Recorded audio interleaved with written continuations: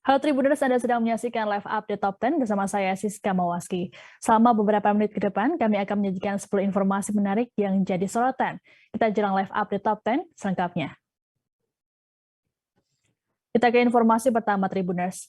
Polda Metro Jaya menegaskan tidak memberikan izin bagi acara reuni aksi 212 yang akan digelar pada Kamis 2 Desember di kawasan Patung Kuda Arjuna Wiwaha. Tidak hanya itu, polisi juga mengancam akan memberikan sanksi pidana bagi panitia penyelenggara ataupun peserta. Hal ini disampaikan oleh Kabid Humas Polda Metro Jaya, Kombes Pol Endra Zulpan, dalam keterangannya pada Rabu 1 Desember. Endra mengatakan siapapun yang tetap nekat melangsungkan reuni 212 akan mendapatkan sanksi sesuai ketentuan yang ada. Petugas juga melakukan penutupan 10 titik di kawasan Monas, Jakarta Pusat. Hal ini dilakukan agar tidak terjadi konsentrasi massa di lingkar Monas. Sementara itu, Steering Komite Reuni 212, Slamet Ma'arif menuturkan pihaknya akan menggelar aksi super damai di dua lokasi, yakni di kawasan Patung Kuda Jakarta Pusat dan Masjid Azikra Sentul, Kabupaten Bogor. Menurut Slamet, kedua acara tersebut nantinya berisi pernyataan pendapat dengan tuntutan bela ulama, bela MUI, dan ganyang koruptor.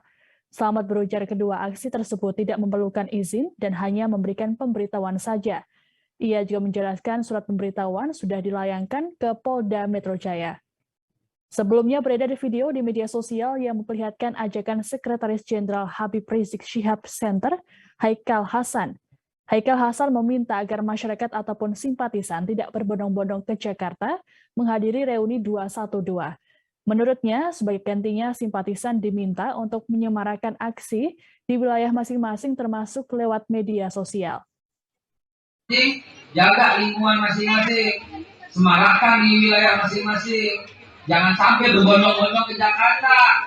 Entah kalau umpamanya COVID tinggi disalahin 212, akibatnya menjadi musuh negara. Jangan sampai 212 itu mestinya kompak sebagaimana dulu kami para senior bikinnya gimana? Bikinnya bersama-sama dengan Polri. Pada waktu itu kan Pak Tito hadir, Kapolri loh Pak Tito Karnavian pada waktu itu sebagai salah satu pembicara, kan hebat. Oh, yang pertama kita bikin Presiden Jokowi.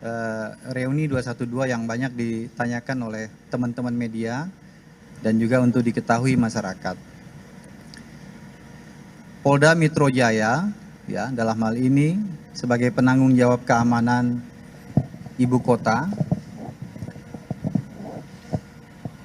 tidak mengeluarkan izin untuk kegiatan reuni 212 apabila dilakukan di wilayah hukum Polda Metro Jaya, khususnya di Patung Kuda. Jadi Polda Metro Jaya tidak memberikan izin. Ini juga sejalan dengan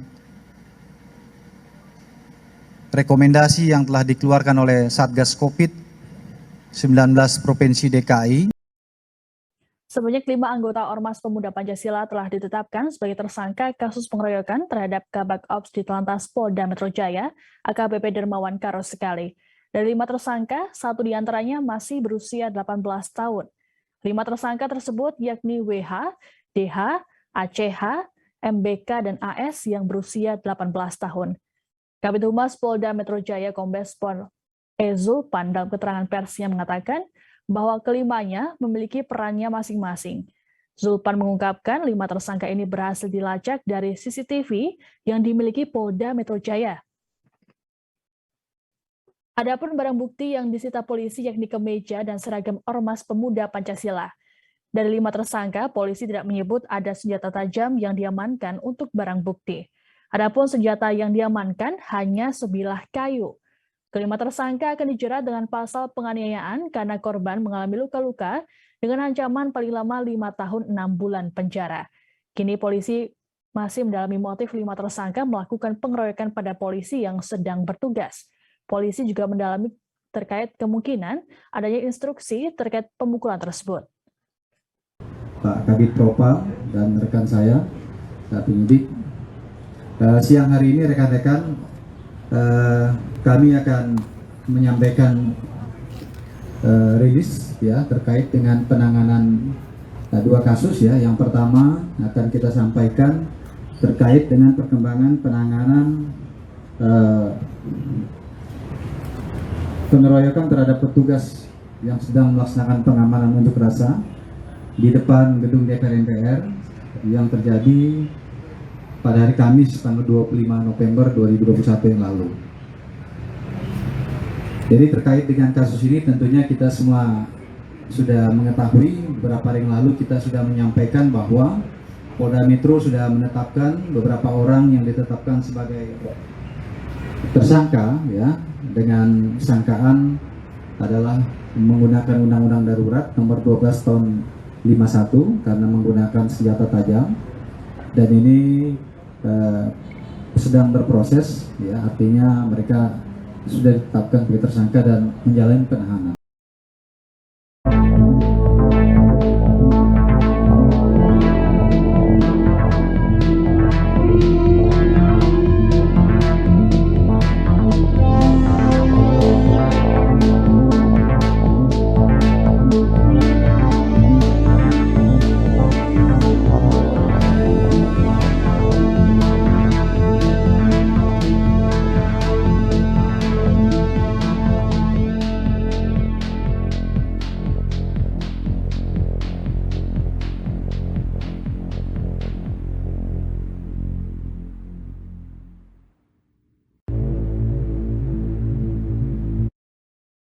Pelaku kejahatan seksual kini tak hanya melakukan aksinya secara langsung ataupun melalui media sosial. Seorang pemuda memanfaatkan platform game online Free Fire untuk melancarkan aksinya. Mirisnya pelaku menyasar anak-anak perempuan berusia 9 hingga 11 tahun. Kasubdit 1 di Tipit Siber Bareskrim Polri, Reinhard Hutagaul, menerangkan pihaknya telah menangkap pelaku berinisial S berusia 21 tahun. Penangkapan ini diawali dengan adanya surat dari Komisi Perlindungan Anak Indonesia atau KPAI perihal aduan konten negatif pada Senin 23 Agustus 2021. Reinhard menyebut tersangka S memulai aksinya lewat berkenalan dengan seorang korban berinisial D melalui game online Free Fire dengan nama akun Reza. Kemudian tersangka S mulai bermain dan mengobrol dengan korban melalui fitur chat di game dengan korban. Korban diiming-imingi akan diberikan diamond atau alat transaksi dalam game sehingga pemain bisa mengoptimalkan performa serta memperkuat senjata. Menurutnya, 500 hingga 600 diamond atau senilai dengan Rp100.000 itu akan diberikan apabila korban mau mengirimkan foto dan video telanjang. Bahkan tersangka S memaksa korban untuk melakukan video call seks atau VCS dengan iming-iming akan diberikan diamond. Korban sempat menolak, namun tersangka mengancam akan menghilangkan akun game korban, sehingga korban menuruti kemauan tersangka. Reinhard juga menyebut tersangka S ini sudah melakukan kejahatan seksual dengan menggunakan modus ini kepada 11 anak perempuan yang tersebar di Sumatera, Jawa, Kalimantan, Sulawesi, dan Papua. 4 anak sudah ditemukan dan sudah dilakukan pemeriksaan, 7 anak belum ditemukan identitasnya. Terkait kasus ini, polisi menyita sejumlah barang bukti, yakni ponsel, SIM card, akun game Free Fire, serta sejumlah foto dan video pornografi korban. Tersangka dijerat dengan pasal berlapis tentang pelindungan anak dan juga UU ITE. Bulan Agustus ada laporan warga masyarakat yang melaporkan ke salah satu komisioner Perlindungan Anak Indonesia melalui WhatsApp ya. Nah, selanjutnya laporan yang disampaikan terkait adalah kasus kejahatan seksual anak. Atas dasar laporan yang disampaikan kepada salah satu komisioner perlindungan anak, kemudian ditindaklanjuti dengan berkomunikasi dan berkoordinasi dengan pihak Bareskrim Polri, dan dalam hal ini Direktorat Siber. Kasus penembakan di eksit Tol Bintaro, Jakarta Selatan pada Jumat 26 November lalu telah terungkap. Pelakunya merupakan anggota Ditlantas Polda Metro Jaya, yakni Ibda OS. Berdasarkan keterangannya, peristiwa ini bermula dari adanya laporan warga yang mengaku dibuntuti oleh kedua korban. Karena merasa terancam, sosok berinisial O itu kemudian melapor secara lisan kepada anggota PJR Ditlantas Polda Metro Jaya. hingga akhirnya kendaraan O itu diarahkan ke exit tol Bintaro, tepatnya di depan kantor PJR Jaya 4 di Pesanggerahan, Jakarta Selatan. Lokasi itu disarankan antara dinilai bakal lebih aman. Namun di lokasi tersebut terjadi keributan antara Ibda OS dengan kedua korban berinisial PP dan MA. Dari keterangan saksi, korban sempat akan menabrak pelaku.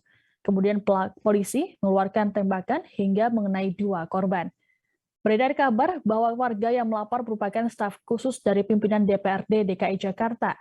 Menanggapi hal ini di Reskrimum Polda Metro Jaya, Kombes Pol Tubagus Ade Hidayat tidak menjelaskannya secara gamblang.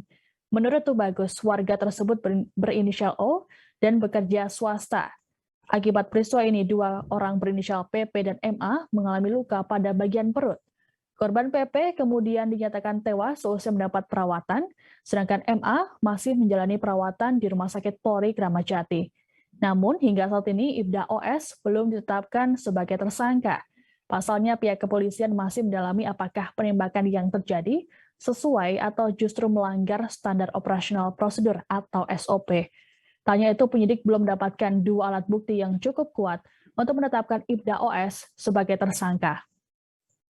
Benar telah terjadi kasus penembakan tersebut, ya, peristiwa itu benar terjadi, ya, yaitu pada tanggal 26 November 2021 hari Jumat sekitar pukul 20.00, ya, tempat atau TKP-nya itu ya di depan kantor PJR Induk 4 atau Jaya 4, ya, di Pesanggerahan, Jakarta Selatan.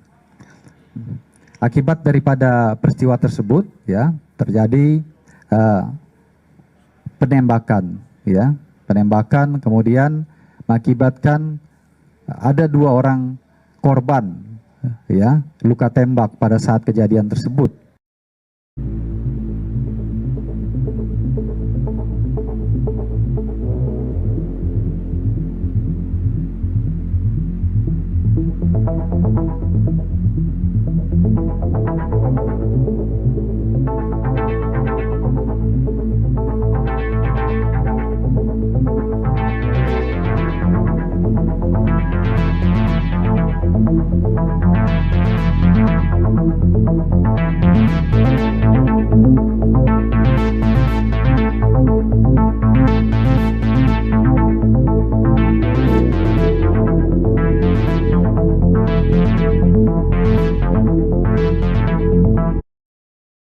Jenazah pengemudi ojek online atau ojol korban mutilasi berinisial RS di Bekasi, Jawa Barat telah diserahkan ke pihak keluarga pada Selasa 30 November malam.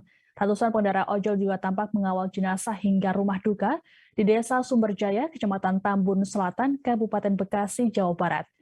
Kedatangan peti jenazah korban disambut isak tangis dari pihak keluarga korban, termasuk ibu korban yang tak kuasa menahan tangisnya. Ibu RS bahkan sempat meminta kepada kerabatnya untuk membuka peti jenazah sang putra. Ia berharap agar dapat melihat jenazah sang anak untuk terakhir kalinya. Tindakannya ini pun langsung dicegah anggota keluarga lain dengan alasan kondisi jenazah sang anak yang tak utuh.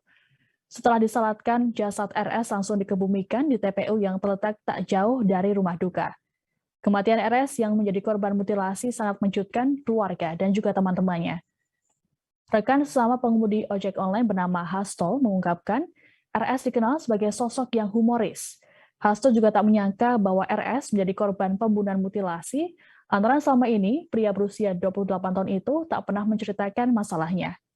Sebelumnya polisi juga sudah menangkap 3 orang pelaku pembunuhan sadis ini. Mereka merupakan teman dekat dari korban RS. Pembunuhan dan mutilasi dilakukan pada Sabtu 27 November dini hari. Jasad korban dipotong menjadi 10 bagian dan dibuang ke sejumlah tempat. Motif pelaku yakni sakit hati dan dendam pada korban.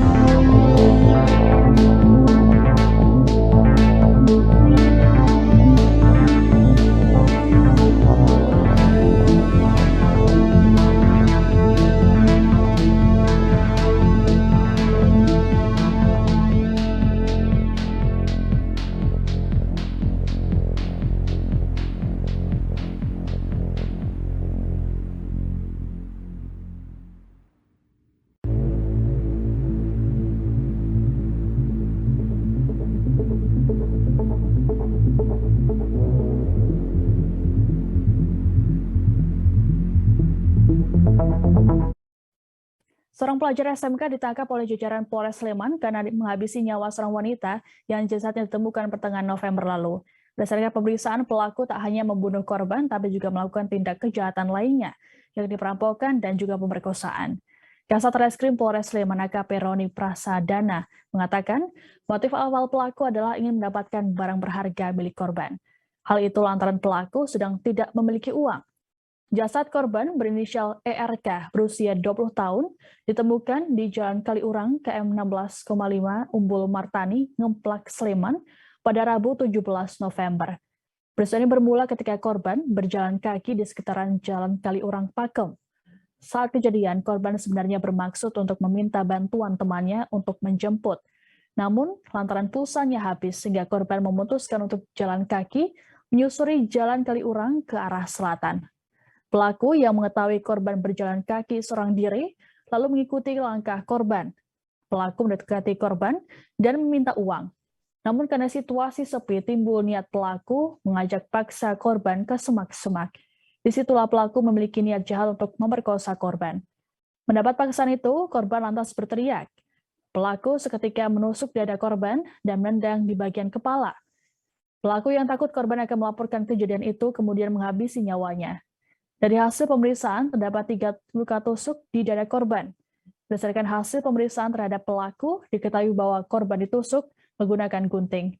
Selain itu, luka tusuk di tubuh korban juga ditemukan lebam di bagian wajah dan bekas hantaman benda tumpul di kepala.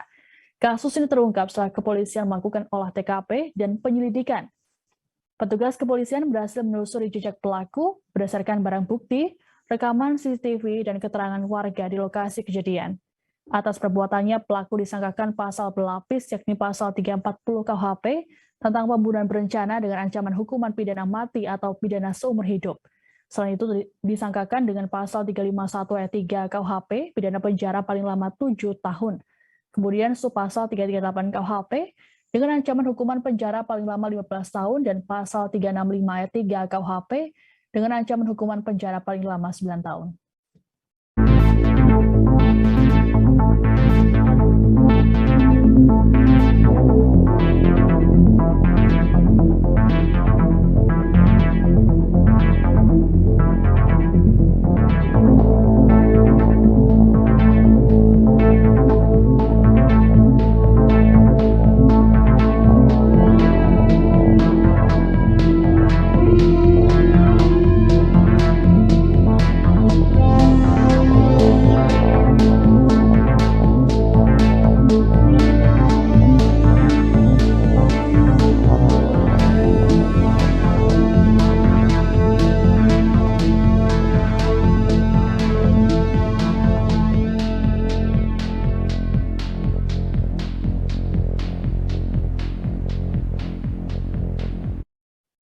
Video seorang pria yang tengah melecehkan kitab suci Al-Quran beredar di media sosial. Dalam video tersebut, pria itu menempelkan alat kelaminnya ke Al-Quran seraya mengucapkan sumpah. Pria tersebut kemudian mengucapkan sumpah yang menyebut jika alat vitalnya akan membusuk apabila dia menikah dengan seorang wanita berinisial ES. Bahkan ia berjanji akan hidup semati dengan ES sampai maut memisahkannya. Tanya itu, ia juga menyebut kakinya akan lumpuh bila mengada-ada cerita tersebut. Namun tak jelas cerita apa yang dimaksud pria yang ada dalam video itu. Dari informasi yang diperoleh, pelaku berinisial RS berusia 28 tahun, warga Dusun 7, Jalan Bambu Gang Astren, Kecamatan Labuhan Deli. Kasat Reskrim Polrestabes Medan Kompol M. Firdaus mengatakan telah menangkap pelaku, namun ia enggan menjelaskan terkait waktu dan tempat penangkapan.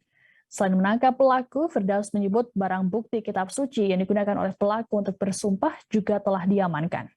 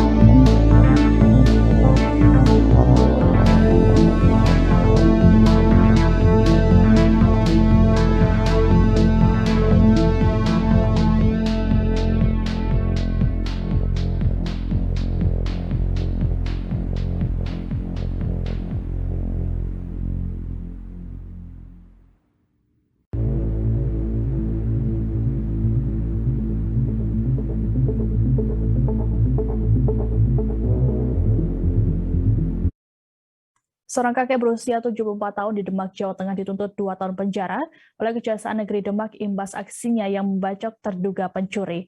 Kakek bernama Kasmito alias Mbah Minto itu dinyatakan bersalah.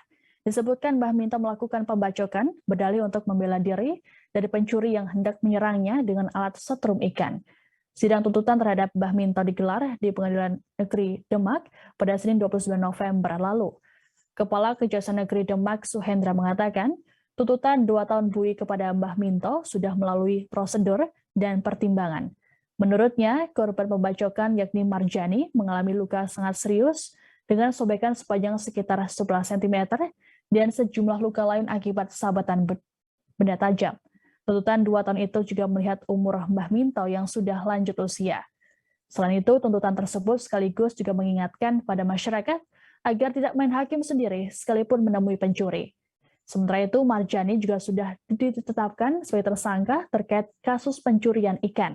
Hanya saja ia belum ditahan lantaran sejumlah luka bacoknya yang belum pulih. Menanggapi tuntutan tersebut, kuasa hukum Mbah Minto, Haryanto, mengaku keberatan. Ia menganggap tidak ada rasa keadilan pada tuntutan tersebut. Menurutnya, apabila tuntutan itu dikabulkan majelis hakim, maka Mbah Minto harus menghabiskan waktu selama 2 tahun di penjara. Sementara usianya saat ini sudah lanjut. Haryanto berharap hukum bisa melihat aspek sebab akibat di mana seorang yang dalam keadaan berbahaya harus membela diri ketika bertemu pencuri. Dari penuturannya mengenai fakta persidangan, Mbah Minto melindungi dirinya karena Marjani ingin menyerang Mbah Minto menggunakan alat yang dipakai untuk menyetrum ikan. Komitmen ya, secara profesional kita akan tuntaskan. Kalau untuk yang kasus terkait dengan penganiayaan, kita sudah limpahkan kejaksaan. Untuk khusus terkait dengan kasus pencurian ini, kita selesaikan secara profesional ya, kita sidik sampai dengan kita tuntaskan. Kita mulai.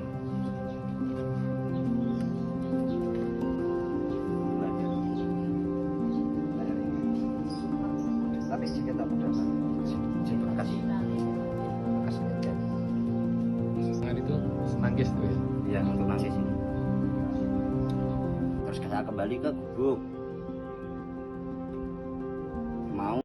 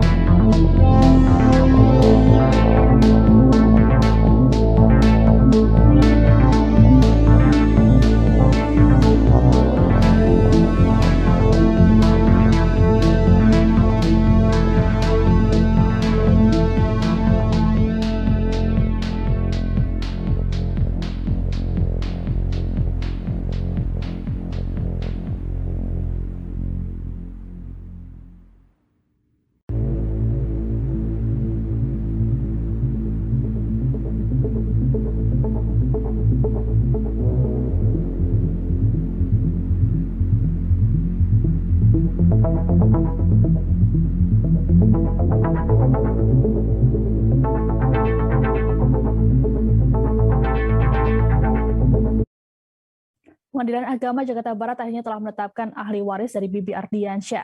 Sebelumnya permohonan ahli waris ini diajukan oleh 3 pihak, diantaranya adalah ayah Bibi Ardiansyah Faisal dan ibunda Bibi Dewi serta ayah Vanessa Angel Dodi Sudrajat. Dari demikian, akhirnya pengadilan telah menetapkan ahli waris Bibi Ardiansyah jatuh ke tangan keluarga dan juga Gala. Hal ini dikarenakan permohonan penetapan ahli waris dari pihak Dodi Sudrajat sudah menarik diri. Selain permohonan penetapan soal ahli waris, Faisal dan Dodi Sudrajat juga mengajukan permohonan perwalian untuk Gala Sky. Akan tetapi Pengadilan Agama Jakarta Barat batal menyidangkan materi permohonan perwalian hak asuh Gala. Hal ini lantaran ayah mendiang Bibi Ardiansyah, yakni Faisal, diketahui mencabut permohonan perwalian terhadap Gala Sky karena pihak Dodi keberatan. Sementara itu, kuasa hukum mendiang Vanessa Angel, Milano Lubis, turut buka suara terkait polemik yang terjadi.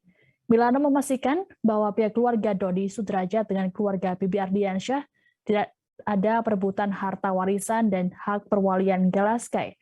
Hal tersebut ditegaskan karena banyaknya asumsi publik yang terus menyalahkan keduanya terkait perebutan harta warisan dan hak perwalian anak mendiang Vanessa Angel dan Bibi Ardiansyah tersebut.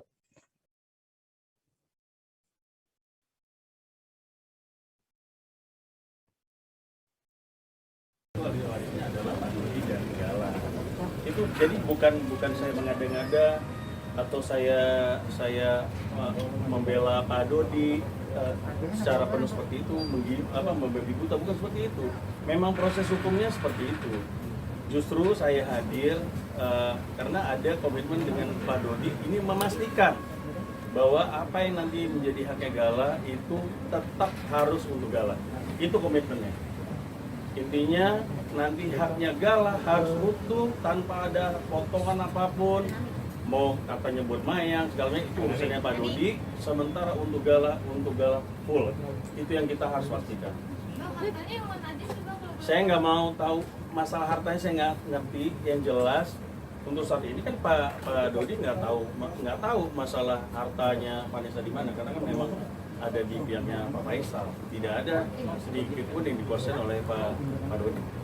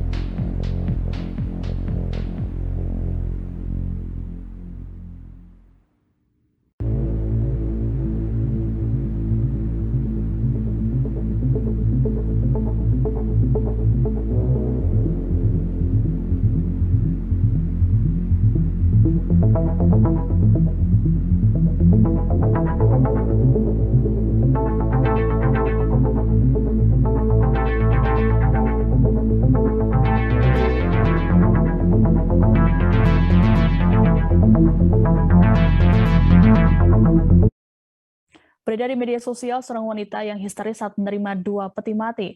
Pasalnya 2 papan salib yang disertakan bertuliskan nama orang yang masih hidup. Peristiwa tersebut terjadi di Desa Paropo, Kecamatan Silahi Sabungan, Kabupaten Dairi, Senin 29 November. Di dalam video tersebut terlihat 2 papan salib bertuliskan Faisal atau Jesse Situngker dan Waldiman Sijabat. Saat ini polisi sudah melakukan penyelidikan kasus viral yang diduga berkaitan dengan pemilihan kepala desa di Kabupaten Dairi tersebut. Kabid Humas Polda Sumut Kombes Hadi Wahyudi mengatakan pihaknya sudah memeriksa 3 orang saksi. Saksi utama yakni pengirim peti, yaitu pengrajin peti, dan beberapa orang lainnya. Berdasarkan keterangan pengirim peti mati tersebut, ia mengaku menerima pesanan dari seseorang 22 buah peti harus diantarkan ke desa tersebut. Ia menyebut tak tahu menahu kalau nama yang dituliskan di tiang salib peti merupakan orang yang masih hidup. Saat ini masalah tersebut telah dilaporkan ke polisi atas nama Waldiman Sijabat dan sedang ditangani oleh Polres Dairi. Sementara itu, barang bukti peti yang dikirim dari Tanah Karo itu pun sudah diamankan polisi.